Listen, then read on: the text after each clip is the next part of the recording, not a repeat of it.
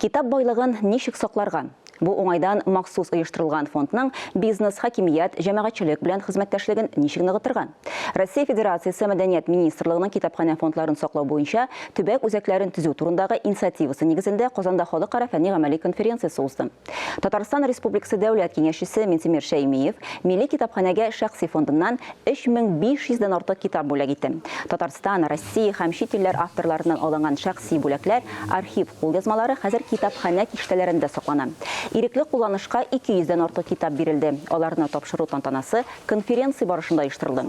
Шулай ук конференцияга китап мирасын реставрацияләүне төбәк үзәкләрендә оештыруның теоретик һәм практик юнәлешләре, бу эшкә бизнес вәкилләрен, җәмәгатьчелекне җәлеп итү юллары да каралды.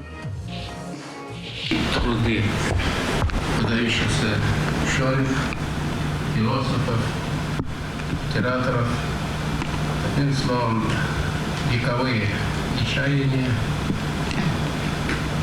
в этой отрасли. Да и есть чему учиться.